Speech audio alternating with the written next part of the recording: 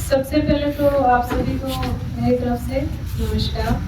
और सर, मैं इधर ही झुंझुनू से एक साधारण गृहिणी हूँ।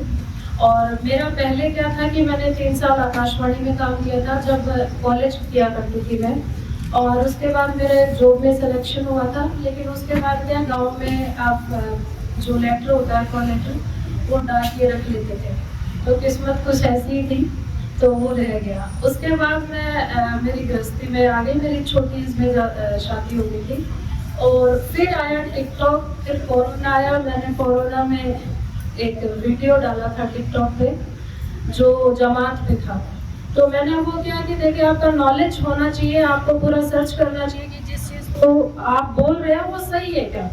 तो मैंने काफ़ी देखे और एक वीडियो डाला था, बहुत ज़्यादा वायरल हुआ था। लेकिन उसमें बहुत ज़्यादा मुझे लगा कि ये गंदगी है।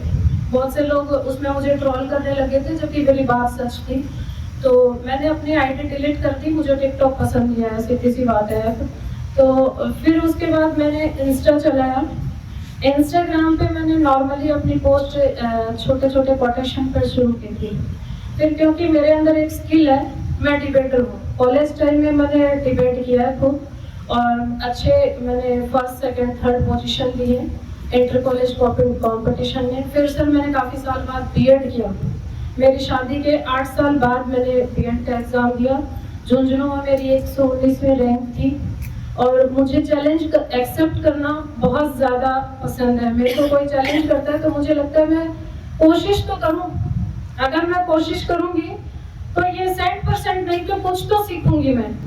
तो उस चीज़ के पीछे फिर इंस्टा पे मेरे वीडियोस डलते गए। मैंने पॉलिटिक्स, जो राजनीतिक विषय हैं उन पे भी डालती हूँ, सामाजिक विषय हैं उन पे भी बोलती हूँ। फिलहाल एक टॉपिक, ये भिवानी में मनीषा नाम की लड़की के साथ दिक्कत हुई है, बच्ची का मर्डर हो गया है, उस पर भी बोला और मुझे वहाँ बुलाया भी है कि भाई आप स्पेशली आप यहाँ पे आइए। तो देखिए, मैं हर टॉपिक पे बोलती हूँ। मेरा ये कोई पर्सनल नहीं है, जो रिलेशन है आपके, जैसे सामाजिक आपके पारिवारिक रिलेशन है, उनमें बहुत सी प्रॉब्लम्स होती हैं, उन पे भी मैं बोलती हूँ। और मेरे वीडियोस मिलियंस में जाते हैं। और मैं कुछ भी एडिटिंग नहीं करती, क्योंकि जो टॉपिक मुझे बोलना होता है उस पर मुझे अपने आप ही, मुझे नहीं पता ये गॉड गिफ्टेड है, मेरा अपने आप ही चलता है। ना एडिटिंग ना रीटेक, कुछ नहीं होता है। फर्स्ट मेरा अटेम्प्ट ये होता है कि मेरा जितना मैं बोलूँ वो रिकॉर्ड होना चाहिए और मुझे उसमें कोई कमी नजर नहीं आनी चाहिए। और अभी फिलहाल तो सोशल मीडिया में फेसबुक पे 4 लाख से ऊपर फॉलोअर हैं, और 2 लाख से ऊपर 2,05,000 कुछ है मेरे इस पे इंस्टाग्राम पे। और मैं सिर्फ अपने लिए वीडियोस इसलिए बनाती हूँ, मुझे कोई मतलब नहीं है कि मुझे कौन फॉलो करता है, कौन व्यूज देता है।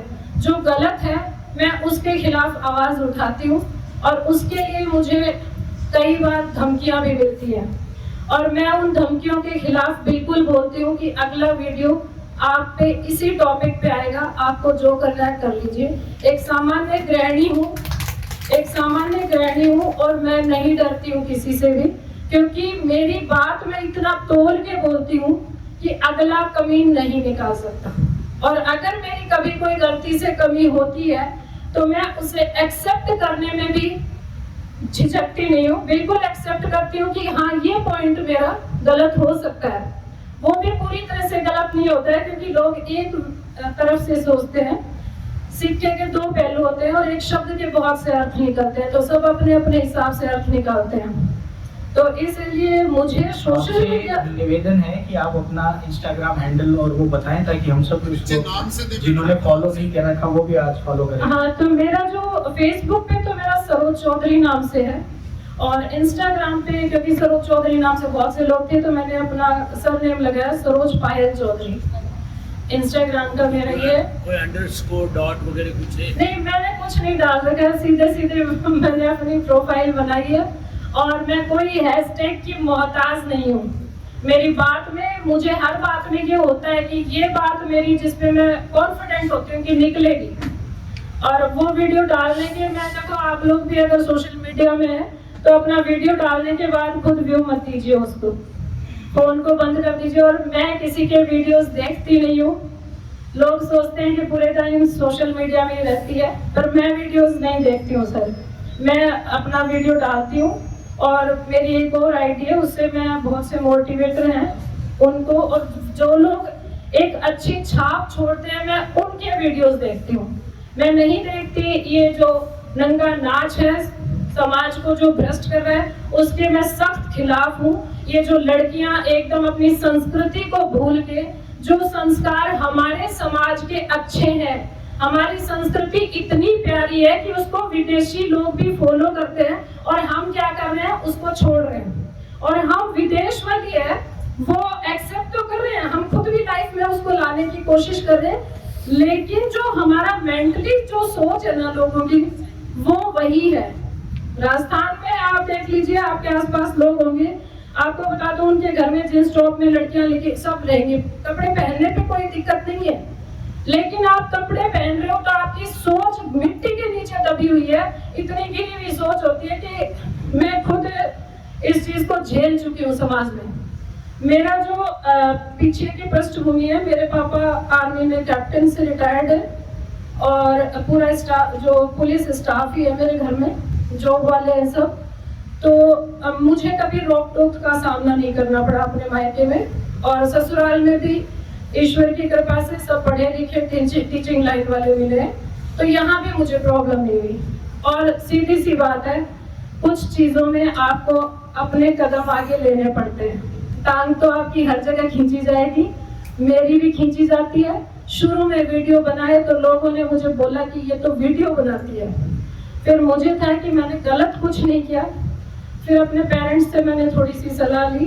मेरे पापा ने ये कहा कि जब तक आप सही हो आप किसी से मत डरो, गलत नहीं करना है। तो मैं ना गलत करती ना गलत बोलती हूँ, तो इसलिए मुझे किसी का डर नहीं है। आज वही जो लोग मुझे ट्रोल करते थे वो मेरे साथ सेल्फी लेते हैं, मुझे अपने फंक्शंस में बुलाते हैं। ये बात अलग है कि मैं जाती नहीं, मैं नहीं जाती हूँ, क्योंकि मुझे लगता है कि जिस दिन इन्होंने बोला था वो दिन मुझे दबाने का था।